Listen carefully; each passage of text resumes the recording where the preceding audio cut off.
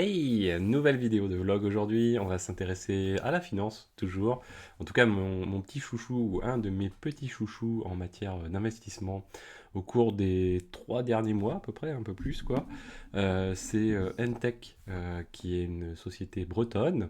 Vous allez voir qui est extrêmement intéressante. En tout cas, moi, ça fait partie de mes chouchous sur plein d'aspects vraiment qui se croisent. Alors, j'en ai déjà un petit peu parlé.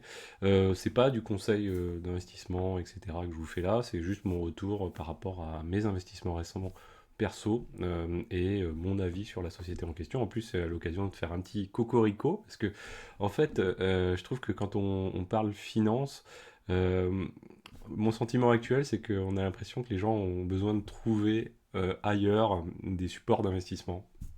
Euh, Comme si on n'avait pas ce qu'il fallait en France, comme si on n'avait pas non plus les petites entreprises, les petites pépites qui sont nécessaires, mais c'est peut-être juste simplement parce qu'on y croit peut-être pas assez, quoi. Et Entech fait partie des très très belles sociétés. On va en parler, voilà, tout de suite. Alors, voilà, si ça vous intéresse pas, vous pouvez passer, hein, vous inquiétez pas, c'est pas un souci. Donc là, bon, on va pas faire un focus tout de suite sur l'analyse, quoi, l'analyse technique. Je ne suis pas un analyseur technique, mais on va en parler un petit peu après. Donc la société en question, donc c'est Entech, E-N-T-E-C-H, donc assez classique. Si on se rend sur leur page, voilà, voilà la société. Alors, c'est une société qui est extrêmement intéressante sur du long terme en plus, et pas que sur du court terme. C'est pour l'instant une petite société qui est, je crois, à 160 à peu près salariés. Je crois on va en parler en plus. En tout cas, on va le voir tout à l'heure dans les chiffres. Extrêmement intéressante. Vous voyez, donc, les locaux et tout, c'est propre, nickel. C'est très, très, très, très beau tout ça. Et surtout, voilà, ils sont sur le côté, alors Smart Energy, parce que derrière, c'est un des facteurs importants pour les années à venir. Premier facteur important, c'est l'énergie. L'énergie va être un des facteurs les plus prépondérants avec les ressources minérales sur les prochaines années. Ça, c'est même plus important que l'IA parce qu'en fait, le nœud de la guerre va se situer à cet endroit-là. Pour ceux qui ne l'ont pas encore déjà compris, avec les data centers, sans énergie, un data center, ça ne tourne pas, tout simplement. Mais au-delà de ça, l'énergie, on va en avoir besoin, l'énergie électrique, on va en avoir besoin comme on n'en a jamais eu autant besoin. D'une part parce qu'on cherche à faire une transition énergétique, aura-t-elle lieu, aura-t-elle pas lieu, ça je ne sais pas, en tout cas on ne l'a jamais fait et pour l'instant on n'est pas encore en mesure de dire qu'on est en train d'en faire une. En tout cas l'orientation n'est pas celle-ci. Mais néanmoins c'est ce qu'il faudrait faire. Donc déjà on va partir de ce concept-là, c'est ce qu'il faudrait faire. Deuxièmement, même si elle ne se fait pas, on va dire, on va dire un facteur direct, c'est que quoi qu'il arrive, il y a quand même quelque chose qui va se passer, c'est qu'on électrifie des choses qui n'étaient pas électrifiées avant, et notamment des choses dont le développement était considérable dans nos objets du quotidien. Bien sûr, la voiture en est le plus emblématique, mais encore plein d'autres objets. Il y a des choses qui n'étaient pas électrifiées, qui deviennent électrifiées par l'automatisation, etc. Alors, je dirais malheureusement pour certains objets, parce qu'il n'y avait pas lieu de le faire, et malheureusement on rentre dans un cycle où on a tendance à électrifier ces choses-là. Bon, c'est ainsi. Quand on investit, voilà, il faut peser un petit peu ces choses-là. Donc, si on couple l'IA, quoi qu'il arrive, IA ou pas IA, de toute façon, on était sur une forte croissance en termes de consommation d'électricité vis-à-vis des data centers. La croissance des data centers, elle n'a pas attendu l'IA pour être là, mais l'IA va amplifier encore ça, malheureusement, hein, bien sûr. Mais néanmoins, voilà, on est, on va dire, quelque part embarqué dedans. Soit on subit, soit on tente d'en tirer profit, malheureusement. Mais en tout cas, en tant qu'investisseur, il faut se poser ces questions-là, de se dire le monde de demain, à quoi il ressemblera, qu'est-ce qui va se passer à horizon 10, 20 ans peut-être. Eh bien, les data centers, la consommation électrique des data centers va être aussi très importante. Donc, voiture électrique, data center, ça c'est des choses qui vont... Alors, notamment les voitures électriques, hein, c'est quelque chose qui de toute façon va être, quoi qu'il arrive, durable dans le temps. C'est-à-dire dans le sens où c'est un changement qui ne va pas se faire en claquant des doigts, qui va être progressif, qui va mettre du temps, et on n'est pas arrivé au bout du truc. Donc c'est vraiment sur quelque chose de, on va dire, une croissance de long terme, ce qui fait également aussi que même si l'IA, on va dire quelque part, à un moment donné, elle risque de se casser la figure pour mieux repartir après, hein. C'est souvent le cycle de croissance un peu alors on va pas dire des industries, mais des secteurs. Bah, il y a, on va dire, une phase de maturité, hein, qui intervient toujours, comme l'a connu Internet par ailleurs. Je suis convaincu que l'IA risque d'avoir ce genre de comportement-là assez logiquement. Tant mieux par ailleurs. Mais ce qui risque de se passer, c'est qu'il faut prévoir que à un moment donné, il peut se passer un coup dur. Et bien du coup, là, c'est l'occasion de parier, on va dire, sur plusieurs choses à la fois, en tout cas prendre différents paramètres à la fois et de se dire, bah ok, ça peut aller dans ce sens-là, mais on n'est pas que dépendant de ce genre de choses quand on investit dans ce type d'entreprise. L'autre élément qui est extrêmement important par rapport à ce que je viens de vous dire là, c'est que la gestion du mix énergétique, ça passe par ce qu'on appelle vulgairement la grid, quoi, on va dire. C'est la capacité à gérer l'électricité. L'électricité, on la stocke pas en claquant des doigts. Il y a plein de projets, plein de types de technologies qui existent. Entech, eux, bah, ils travaillent, en tout cas, ils fournissent ce type de service également.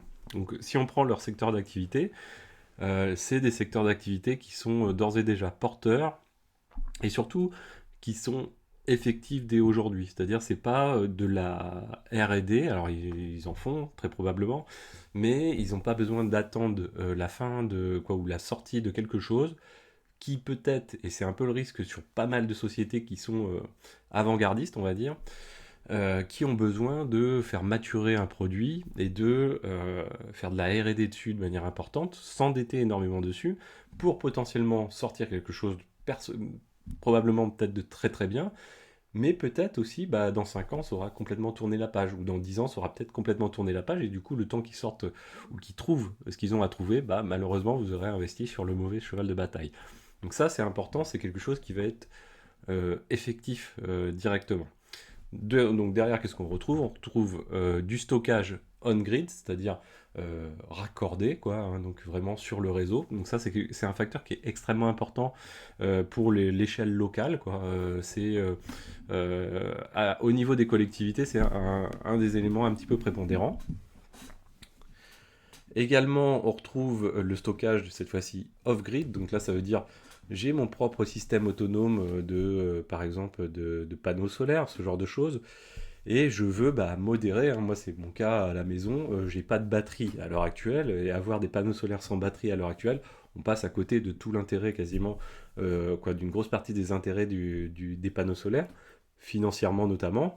Et donc là, il y a un intérêt à dire, ok, on va lisser les choses et on va profiter du stockage, d'autant plus qu'il y a des velléités, on va dire, euh, d'abaisser, hein, le coût de revente sur le réseau de l'électricité fournie par les panneaux solaires. Les autres vecteurs, c'est la production sur toiture solaire. Donc là, c'est pareil, hein, en ce moment, il y a une réglementation qui risque un petit peu d'évoluer. Alors, il y a des réglementations, en tout cas des réglementations qui imposent certaines choses par rapport au parking, etc. L'autre pendant, c'est que en fait, justement, ce coût de rachat d'électricité risque malheureusement de subir, de pas être, d'être moins favorable. Mais néanmoins, globalement, quand même, la tendance est donnée et les choses vont dans ce sens-là. Centrale au sol, alors là, bon, avec des contraintes, on va dire plutôt environnementales, des associations locales, etc., qui sont un petit peu parfois bah, moins favorables, mais globalement, c'est quelque chose qui se passe relativement bien, même bah, globalement les projets dont on entend parler sur les journaux, réseaux sociaux, etc., c'est forcément des choses un petit peu emblématiques. On a l'impression que c'est quelque chose qui est courant. Non, c'est pas si courant que ça, quoi. Alors, ensuite, des choses qui sont un peu plus de l'ordre de la R&D, donc quoi, c'est quand même assez intéressant malgré tout d'en tenir compte. Les énergies marines à base d'hydroliennes, donc là c'est complètement, on va dire, un peu novateur. Et ça permet quand même de garder un peu on va dire, des vecteurs de croissance potentiels totalement différents. De même avec l'hydrogène. Alors l'hydrogène, j'ai j'ai suivi pas mal de choses dessus. Bon, il y a un effet de mode, hein, un petit peu dans la R&D sur l'hydrogène, etc. Ça marchera pas, c'est difficile à dire derrière. Derrière, donc, vous pouvez découvrir les projets qu'ils ont, hein, bien sûr. Ça vaut le coup quand même de regarder le type de projet sur lesquels ils travaillent. c'est pas toujours des gros projets, hein, mais il y a de tout. Et ça, c'est un intérêt aussi, hein, c'est que du coup, le fait d'avoir de tout, ça permet de toucher des publics complètement différents. Ça permet en cas de crise ou de période un petit peu difficile, bah, de pas forcément être directement impacté, ou en tout cas impacté un petit peu moins lourdement. Alors, autre élément, du coup, on peut se rendre sur LinkedIn Tech. Donc moi, souvent, ce que je fais quand j'investis, c'est des choses que je vais voir. Je vais regarder le nombre d'emplois. Alors là, c'est pas quelque chose dont on va déterminer que c'est extrêmement positif pour le cas de Tech. Vous voyez, je vous vends pas les produits à tout prix. Euh, Là, en l'occurrence, vous voyez, chef de projet nouvelles technologies de l'énergie, donc ça c'est cool parce que ça va dans le sens du développement. Mais vous voyez qu'il y a un seul poste. Donc derrière, on pourrait s'attendre, comme c'est une société qui est en croissance, on va parler des chiffres juste après, on pourrait s'attendre à ce que finalement, bah, la croissance, pour pouvoir l'accompagner, bah, on embauche entre guillemets à tour de bras. C'est pas le cas, ce qui est pas plus mal parfois, parce que dans les jeunes sociétés, la tendance actuelle, c'est de vouloir démontrer aux investisseurs que la société, entre guillemets, carbure un petit peu, mais on a tendance à embaucher un peu trop facilement. Puis bah, des fois, c'est retour de boomerang, parce que derrière, bah, il y a de la masse salariale qui est difficile à entretenir, et une gestion des finances qui nécessite parfois bah, des levées de fonds, ou encore bah, tout simplement de la création d'emprunts, de la souscription d'emprunts directement. Là, c'est pas le cas, donc c'est pas si mauvais que ça, hein, finalement. J'en ai vu, bon, l'autre jour, j'y suis passé parce que j'y passe régulièrement, hein, voir les jobs, voir un peu les profils qui sont. Il y avait des commerciaux, par exemple, l'autre fois. Donc ça marche quand même plutôt pas si mal. J'ai l'impression qu'ils arrivent quand même aussi à recruter parce que les postes ont pas l'air de rester très longtemps. Donc c'est plutôt assez intéressant. Vous voyez que c'est une boîte qui est quand même suivie par 10 400 personnes. Alors ça veut tout dire et rien dire. Mais sur les PME comme ça, c'est pas toujours évident hein, d'avoir beaucoup d'entreprises qui suivent. Donc ça veut dire que c'est propre. Vous voyez le site. Pour en avoir vu pas mal de petites et moyennes entreprises, des fois c'est un peu fait, on va dire, à la one again, un peu facilement, quoi, un peu rapidement fait, moins bien tenu, etc. Vous voyez que tout est propre, nickel. Et là, ils viennent de publier donc ce soir les résultats 2024 officiellement. Donc ça, c'est assez cool. Dedans, on va retrouver, alors, communiqué, toc, toc, toc, il est là. Donc moi je vous recommande rien, hein, bien sûr, c'est juste mon analyse et de pourquoi je continue à investir dans cette entreprise. Donc là beaucoup de choses assez intéressantes. Alors ce qu'ils disent voilà, dans les facteurs importants de l'année 2024, c'est un EBITDA positif. Donc en gros c'est l'EBITDA, c'est on va dire tout ce que l'entreprise dégage dans son cycle de production. Donc avant la mise en place, quoi, avant on va dire la soustraction de ce qui est taxe, de ce qui est agio, quoi, intérêt d'emprunt, etc. Donc ça, en gros, ça donne quand même une bonne indication sur est-ce que le service que vend la société est générateur de valeur ou pas.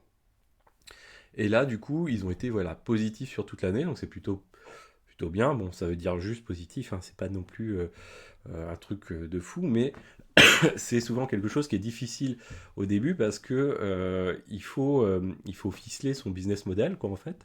Eux, c'est ce qu'ils ont fait, hein. Je crois que c'est seulement au cours de l'année 2024 qu'ils ont, on va dire, scindé, entre guillemets, l'entreprise en trois volets, Entech Construction Solutions et Entech Énergie et Services. Euh, du coup, ça montre qu'ils sont en train de se structurer pour vraiment euh, prendre de l'ampleur et se préparer bien sûr à des choses plus importantes et tenir toujours la cadence tout en gérant les choses avec sérieux et sans laisser filer les choses. Donc ça c'est plutôt assez intéressant. Leur dernier exercice est sur 9 mois, donc c'est pas une année complète non plus hein, pour l'année 2024. Donc ça aussi c'est un paramètre qui est aussi important à prendre en compte. Et vous voyez qu'ils publient un chiffre d'affaires de 35,2 millions. Donc comparé à l'année d'avant, je sais pas si on a la comparaison. Ah, on n'a pas la comparaison, c'est dommage. Alors je pense qu'on peut le retrouver comme ceci. Donc ce que je fais souvent aussi sur les entreprises, hein, c'est actualité, donc première chose comme ça. Bon là, ça va nous sortir ce qu'il faut, mais sinon aussi j'utilise très souvent les filtres de temps de Google par exemple pour voir les articles, la tendance des articles. D'ailleurs il y a des gens qui font des fois des bots d'IA pour parcourir les, les dernières actualités et essayer de demander à un LLM, par exemple, d'interpréter si il y a des caractères positifs ou négatifs pour décrire des tendances très rapidement et pour pouvoir déjà prendre position très très rapidement sur des cours de bourse.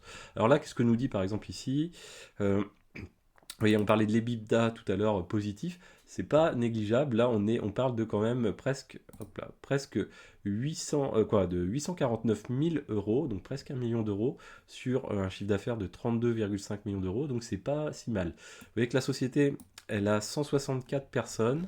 Alors c'est pas la meilleure actu parce que il y en a qui sont un peu plus fournis, c'est un peu plus sympa. Et on peut accéder à tout. Oui, là on a tout. Voilà. Et derrière, 35,2 avec une grosse partie qui est sur Entech Construction, c'est-à-dire que c'est vraiment les projets sur lesquels eux participent en tant que constructeurs sur le projet, hein, des mises en place des équipements, etc. Vous voyez que un an plus tôt, ils étaient sur un EBITDA à moins 1,19 million d'euros. Donc je ne sais pas si vous imaginez passer de moins 1,19 million d'euros quand vous avez 35 millions de CA à 849 000 euros. C'est quand même une sacrée balance qu'ils viennent de faire, hein. Donc ils n'ont pas fait que de passer en positif, c'est qu'ils ont une dynamique très forte. En tout cas, ils ont engagé de gros efforts dessus. Donc c'est plutôt assez intéressant parce que s'ils continuent, ça veut dire que ça va être assez bénéfique. Euh, donc sur 9 mois en plus, hein, ça c'est aussi un paramètre important par rapport aux 12 mois avant. Le résultat net, il reste négatif, attention, à 600 000 euros. Donc vous voyez que 600 000 euros avec la dynamique qu'ils ont sur les bidas, c'est quelque chose, vous voyez, un an plus tôt, ils étaient euh, à moins 2,9 millions d'euros. Là, ils passent à moins 0,6 millions d'euros.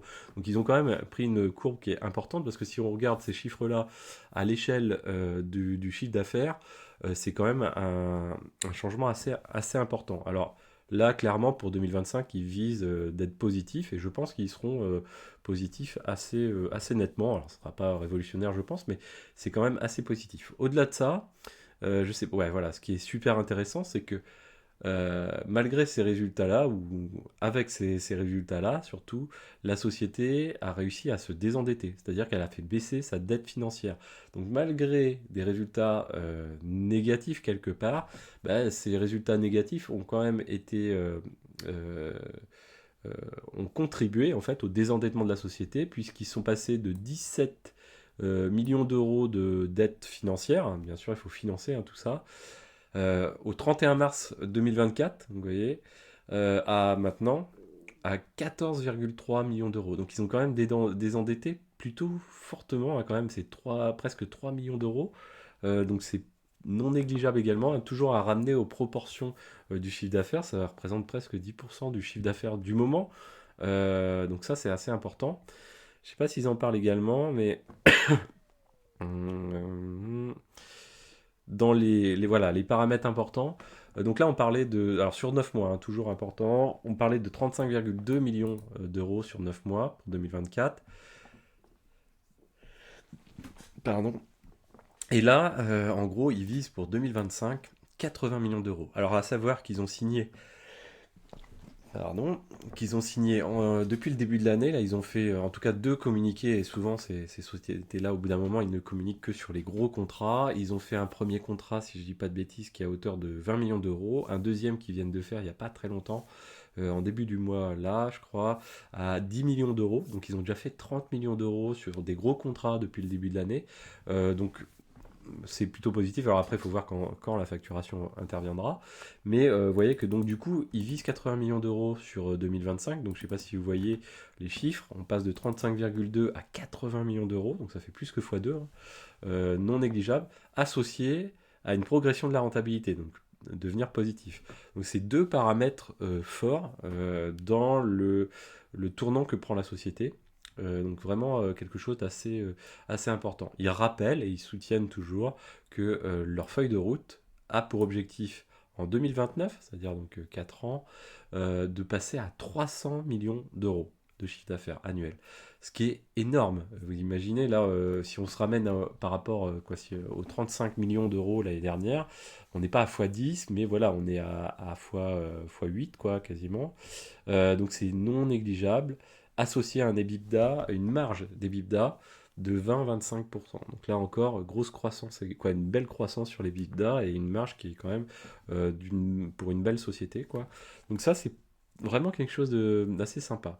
Alors au-delà de ça, derrière, si on regarde les choses en bourse cette fois-ci, le cours de l'action. Alors il y a plusieurs manières. Il faut toujours essayer de varier un petit peu la vision qu'on a, vision long terme, vision court terme, etc. Qu'est-ce qu'on peut regarder sur l'entreprise? Là, si on se place, alors on peut se placer sur du court terme déjà pour pas non plus s'enflammer complètement ou confirmer des choses. Donc sur du court terme, qu'est-ce qui se passe? Vous voyez que c'est une action qui a chuté là jusque voilà, mois de novembre, fin d'année dernière. Depuis, effectivement, là, il y a eu pas mal de bonnes annonces. Il y a eu bon, la confirmation. On voit qu'on est quoi, on est quand même, on a l'impression en tout cas qu'on est sur un switch de perspective. Effectivement, puisque comme beaucoup de sociétés de ce type-là, le cours de l'action a tendance à baisser jusqu'au moment, au point d'équilibre qui est souvent la confirmation d'objectifs et la perspective de rentabilité. Ça, c'est quelque chose qui intéresse énormément les investisseurs, en tout cas les futurs investisseurs qui ne sont pas tout de suite dans l'entreprise et qui n'ont pas la vision finalement que peut avoir quelqu'un qui est au cœur de l'entreprise. Donc du coup, c'est à ce moment-là où les gens viennent dedans. Là, c'est un petit peu, alors on ne le voit pas forcément, là, il y a toujours là, c'est l'entrée en bourse, hein. Je dis, ah non, non, c'était bien avant. Mais on voit que derrière, on a des pics de volumétrie, un petit peu comme ici. Et ça, c'est quoi? Ça dépend en fait des annonces, hein, bien sûr, mais on va retrouver les annonces. Alors là, je crois que c'était. Alors là, c'était en décembre, donc non, c'est pas l'annonce la plus frappante. Je recherche celle qui est. Voilà, celle qui a fait vraiment bump, c'est celle-ci, hein. C'est l'annonce sur le. Ah, je sais pas si. L'annonce sur le contrat à 20 millions, donc là, qui a vraiment fait bumper les choses. Aujourd'hui, quoi, il y a eu le contrat à 10 millions qui a refait un petit bump, je crois, ici. Et là, aujourd'hui, la publication du résultat, forcément, qui donne un petit côté positif. Si on regarde ensuite par rapport aux moyennes mobiles, vous voyez on a plusieurs effets qui se sont passés. On voit qu'ici, donc à peu près, toujours en décembre, à peu près, on a coupé les moyennes mobiles. En tout cas, on était sur la moyenne mobile 20 jours. On a coupé la 50 ici. Et vous voyez qu'on a coupé aussi ici avec le gros gap qui s'est passé ici. Alors, il me semble que c'est le contrat quand même à 20 millions ici. J'arrive pas à le voir entouré après un contrat record. Voilà, contrat record. Donc là, ils ont percé et ils sont passés au-delà de la moyenne 200, donc la moyenne mobile 200, ce qui est souvent quelque chose d'emblématique, hein. Souvent, ça indique des périodes long terme. Positif quand c'est positif, négatif quand c'est négatif, donc ça donne une orientation relativement long terme. Donc là, c'est assez positif, c'est que vous voyez, on est passé au-dessus. Vous voyez également qu'on a une tendance à suivre plutôt la moyenne 20 jours ici. Donc on reste au-dessus et on vient taper de temps en temps un petit peu dessus, mais ça permet de repartir. Donc ça commence à rentrer dans un cycle régulier haussier. Et ça, c'est en fait l'analyse technique, hein, ce qu'il faut comprendre, c'est que c'est souvent le reflet finalement d'une psychologie de marché, une psychologie de marché qui est alimenté finalement par l'actualité autour des sociétés, etc., du contexte économique et de plein de choses, d'annonces de résultats, de contrats, etc. Donc ça, finalement, c'est pas des trucs qui sortent des cacahuètes, hein, ces moyennes mobiles, etc. C'est juste une tendance de psychologie, hein, qu'on ressort par un algorithme, hein. C'est comme ça qu'on peut le comprendre. Les gens ont souvent l'impression que ces moyennes mobiles, etc., c'est comment on va dire, du purement de l'algorithmie, mais non, l'algorithmie, c'est une traduction finalement d'un comportement de marché et d'une psychologie. Alors, certes, si le support sur lequel vous êtes n'est pas une entreprise, par exemple, etc., comme des cryptos, bah finalement, c'est quelque chose qui va être, alors je vais pas dire aléatoire, mais c'est quelque chose qui repose pas forcément sur une psychologie basée sur quelque chose. Par contre, là, on est sur quelque chose où la psychologie, bah, généralement, elle est basée sur des annonces. Alors, j'espère bonnes, hein, toujours, mais en tout cas, c'est basé sur des annonces. Donc là, on voit qu'on a une tendance haussière qui se met en place. Alors si on regarde, qu'est-ce qui s'est passé aussi là? Donc on a la possibilité de mettre en place, vous voyez, des obliques avec des IA. Alors je pense que c'est IA au sens statistique plutôt, mais en tout cas des analyses de tendance qui nous sont fournies par ProRealTime. Et derrière, vous voyez qu'ici on avait une tendance qu'on vient de casser vraiment. Et bah, on peut supposer, vous voyez ici, on a une borne haute, un oblique de borne haute qui est basé sur ces points hauts, ici et ici, qu'on a cassé un petit peu ici, mais bon, c'était très bref, mais sur lequel on est en train de revenir. Donc si ça se trouve, on va peut-être même les casser une nouvelle fois, on va voir, peut-être demain, parce que les annonces ont été bonnes aujourd'hui, mais plutôt en fin de journée, donc pas sûr que ce soit intégré complètement. Et on est toujours en train de remonter cette moyenne-là. Alors l'autre effet qui est important aussi donc toujours sur la période de une journée, donc une journée, c'est le pas de temps. Ce qui est important, c'est que vous voyez la courbe verte qui est là, qui est la moyenne mobile 200 qu'on a cassée ici. Bah là, elle commence à prendre un virage haussier. Donc elle était baissière jusqu'ici. Ici, elle est relativement stable. Mais là, vous voyez qu'on commence à prendre une inflexion. Alors c'est normal, il faut du temps de hausse pour pouvoir changer l'inflexion de cette courbe-là. Mais il est possible qu'elle parte à la hausse, puisque ça fait quand même pas mal de temps qu'on est à la hausse. Et du coup, ça peut faire servir de support en fait haussier, donc en analyse technique. Mais ça veut dire que derrière, oui, psychologiquement, ça veut dire que ça marque des points. Donc c'est plutôt assez intéressant. Alors, ensuite, on a pardon, d'autres paramètres comme le William pourcentage R qui lui, bah, en gros, il faut rester au-dessus de 50. Alors là, quoi, au-dessus de moins 50 plutôt, parce que sinon on va avoir du mal. Au-dessus de moins 50, et là vous voyez qu'on est au-dessus de moins 50. Par contre, on a une borne haute ici qui nous montre le surachat. Vous voyez que par exemple, bah, aujourd'hui on était en surachat par exemple, ou depuis 2 jours à peu près en surachat, mais à chaque fois, vous voyez, ça corrige et ça maintient malgré tout la tendance à la hausse. Donc ça reste quelque chose d'extrêmement, extrêmement positif.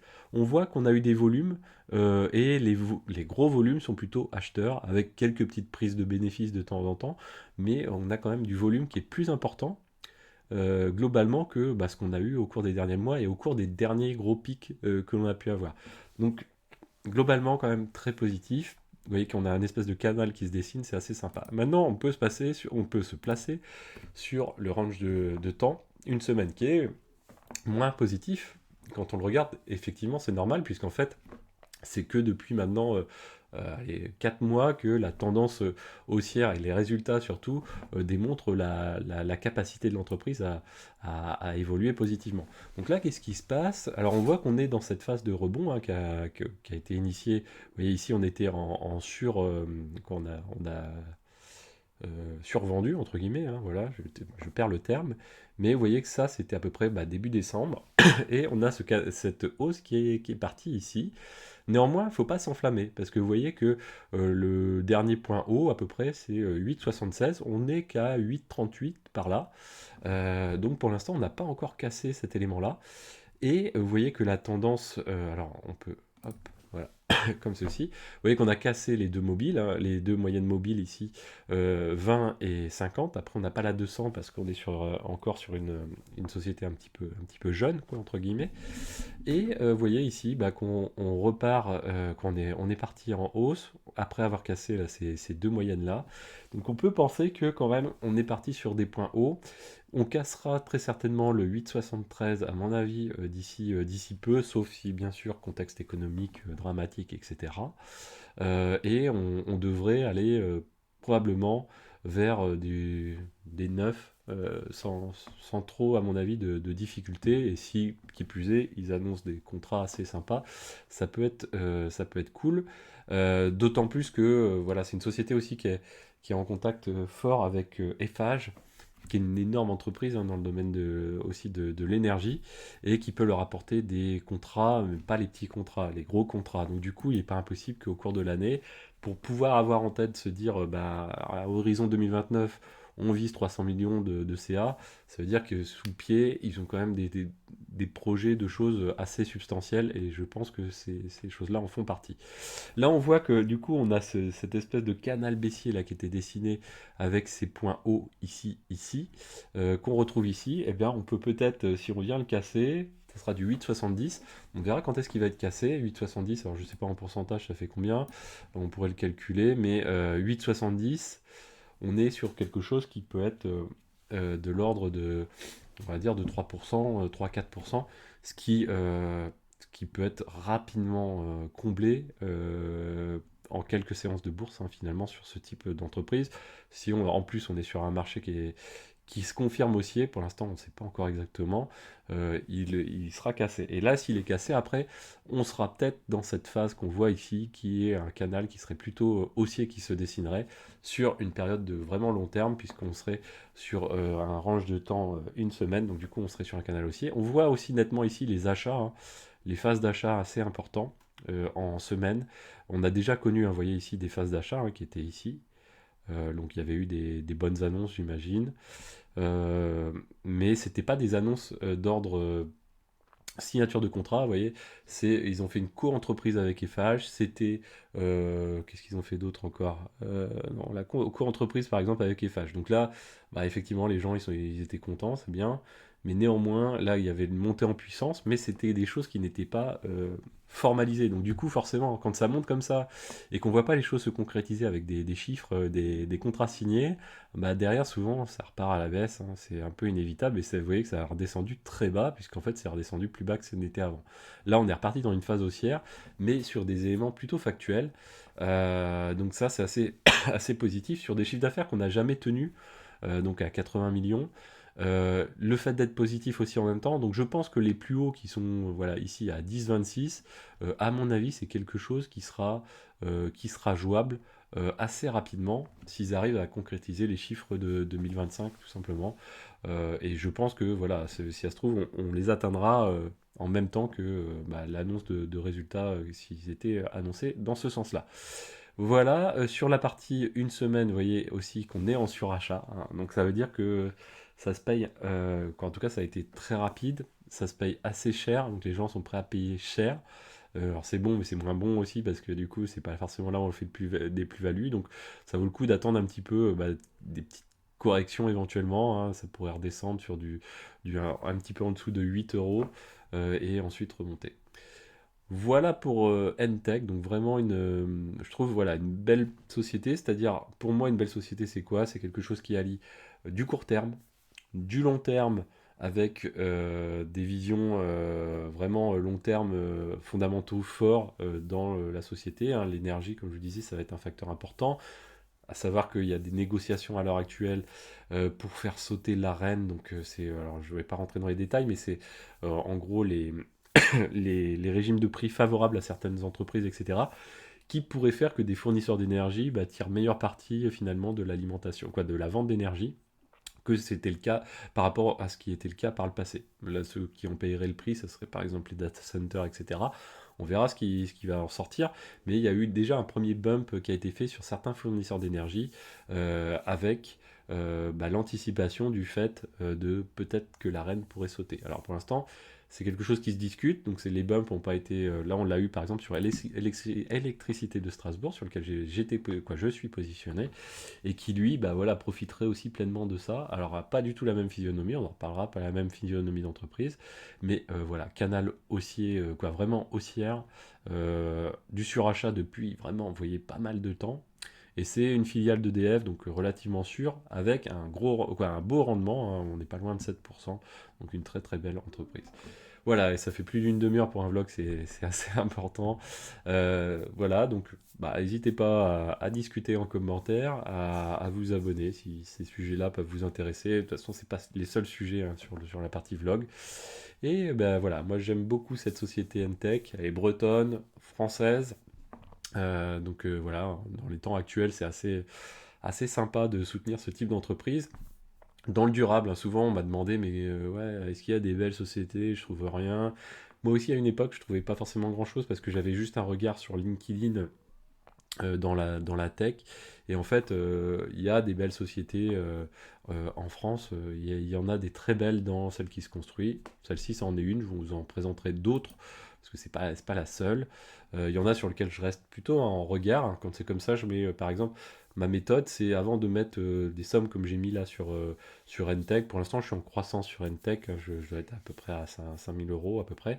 Mais avant d'entrer dans ce type de société-là, par exemple, quand j'ai commencé là au mois de décembre à investir, j'ai mis 200 euros, 300 euros à peu près. Juste le temps de voir comment ça se comporte. Alors ça va ramener bien sûr en proportion de la taille de votre portefeuille. Si vous avez que 1000 euros et vous mettez 300 euros, c'est pas bon quoi. Mais si ça représente très peu, en fait, bah, vous mettez juste 300 euros, peut-être plus, hein, pour ceux qui ont encore plus, et vous prenez date en fait. Et puis au fur et à mesure, bah, vous pouvez, au fur et à mesure de confirmation, bien sûr, vous réentrez. Alors vous réentrez sur des phases basses, hein. Moi par exemple, voilà, ça avait dû monter. J'ai dû attendre même encore que ça baisse ici. Et j'ai dû racheter dans ces eaux-là encore. Puis encore un peu par là, et ainsi de suite comme ça. Et j'ai pas fini, hein. Mon objectif, c'est minimum 10 000 euros sur cette société-là. J'ai aussi d'autres sociétés sur lesquelles je souhaite mettre à peu près 10 000 euros si elles se confirment. Mais c'est voilà, ce principe-là que j'essaye d'appliquer.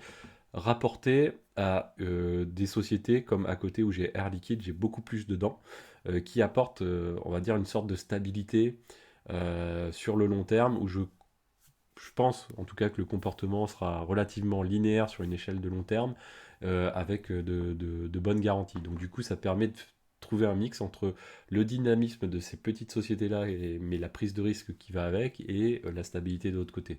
C'est évident en investissement, mais voilà, faut-il trouver les bonnes choses, parce que d'autres choses, ce serait d'investir voilà, en mode spéculatif sur d'autres éléments. Moi, j'essaye voilà, même si je suis sur des sociétés comme ça, et que finalement, c'est celles sur lesquelles je spécule moi-même plus par défaut, eh bien, j'essaye quand même de prendre et de matcher le plus de paramètres possible, tel qu'un petit peu je vous l'ai dit là. Alors, l'idéal, hein, quoi, là je vous l'ai pas fait dans la vidéo, mais j'ai lu pas mal de choses. Qu'est-ce que c'est que la grid? Comment ils fonctionnent? Quel est leur modèle, on va dire, un peu de technologie? Il y a vraiment beaucoup de choses. Voir aussi quand ils ont embauché. Je me suis abonné à leur LinkedIn. Je regarde du coup de fait à chaque fois qu'il y a des gens qui partagent des choses sur Entech. Je regarde ce qu'ils partagent, les choses qui sont en lien, les petits projets, etc. Ils les partagent, les professionnels, quoi, les salariés partagent leur réussite. Donc j'essaye de regarder un petit peu les projets de réussite et ce qu'il en ressort. Donc voilà, c'est des choses que j'essaye de vraiment suivre de près. Vous voyez, par exemple, voilà, il y a des gens, des fois je vais même suivre ces gens-là, je ne les connais pas, ce n'est pas mon métier non plus. Et pourtant je vais les suivre parce que j'ai envie de prendre de l'information sur comment ils travaillent, sur les projets qu'ils ont. Vous voyez, avec visuel, là ils ont un drone, hein, je pense, pour faire la vidéo, quoi, je ne vois pas trop autrement. Et vous voyez que c'est du beau boulot, la vidéo elle-même est aussi très bien faite, donc ça sent les gens qui sont passionnés par ce qu'ils font. Vous voyez, là c'est un chef de chantier, donc c'est vraiment quelque chose qui est assez cool. Autre élément important aussi, c'est que les dirigeants de Entech, donc là j'ai été prendre leur pedigree un petit peu sur LinkedIn, pour voir un peu leur parcours. Là aussi ça m'a convaincu un petit peu. Alors j'ai travaillé chez Vinci avant, quoi, un très court temps, mais Vinci Énergie, c'est des gens qui ont travaillé chez Vinci Énergie, proches on va dire bien implantés dans le tissu économique local, comme on a tendance à dire, c'est-à-dire proches des décideurs locaux. Et proche aussi des journaux locaux, outils de communication locaux, etc. Donc vraiment quelque chose qui est bien ficelé, quoi, en fait, qui est prêt à dérouler fortement. Et j'ai bon espoir, et même au niveau national, hein, voilà, ils ont été à des réunions, par exemple, à Paris, sur le renouvelable, etc., au Sénat. Donc voilà, il y a beaucoup de choses. Alors, il y a l'hydrogène, mais j'y crois moins à l'hydrogène, donc c'est pour ça que c'est pas le seul facteur que je vais regarder, et c'est pas du tout le facteur prépondérant pour moi. Beaucoup de choses très intéressantes, voilà, ils sont bien implantés, au niveau des jeunes aussi locaux, etc. Donc bon état d'esprit dans la société. Donc c'est un truc voilà, que je cherche. Vous voyez, les chefs de chantier, un autre chef de chantier qui partage des choses, etc. Ça, c'est super important parce que ça montre que c'est des gens passionnés. Une entreprise avec des gens passionnés dedans, ça change la totalité, surtout s'il y a des bons managers, si l'entreprise est bien managée, ça change radicalement les choses.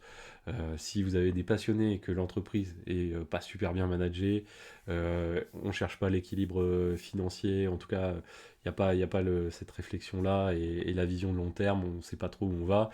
C'est pas les entreprises les plus intéressantes, en tout cas pour investir. Certainement, vous pouvez être salarié dedans, mais le reste pour investir, voilà. Là, par exemple, vous voyez, Crédit Agricole du Finistère. Donc, ils ont aussi des partenariats avec les banques, le Crédit Agricole, je crois, le Crédit Mutuel, il me semble aussi, pour réaliser comment on appelle ça? Voilà, des ombrières en photovoltaïque sur les parkings. Donc, ils ont aussi travaillé avec Leclerc, etc., etc. Donc, vraiment, belle dynamique. Et je trouve belle société vue de l'extérieur. En tout cas, après, on peut pas savoir. AEG Power Solution, AEG, c'est quand même assez connu aussi, référence. Voilà, donc, et vous voyez qu'ils ont ficelé les trucs assez bien. Ils ont des espèces de containers, alors, c'est pas des containers, mais euh, avec des standards un peu, donc on sent que ça a été bossé. Ça, c'est le PDG, fondateur. Voilà, très sérieux. Voilà, et je vous laisse tranquille. Bah, n'hésitez pas à me dire ce que vous en pensez. Feuilletez-vous un petit peu N-Tech également. Moi, en tout cas, ça fait partie de mes chouchous. Je dirais presque le numéro un de mes chouchous. Alors, je vous ai parlé de Air Liquide, mais là, c'est vraiment la grosse artillerie. Mais là, voilà, c'est une boîte, d'une part, dans laquelle j'aimerais travailler, hein, si j'avais ces compétences-là, alors qui sait peut-être un jour, parce que notre métier a peut-être moins d'avenir que ce métier-là, presque, tel qu'en tout cas j'aime faire ce métier-là, donc on verra comment il évoluera dans le temps. Mais en tout cas, ce type de métier d'orientation est extrêmement intéressant, je trouve. Voilà, donc pas besoin de chercher midi à 14h. Société intéressante, ça reste que mon avis, c'est mon investissement perso. Faites ce que vous voulez, ne m'écoutez pas. Voilà. Ciao à tous et à bientôt.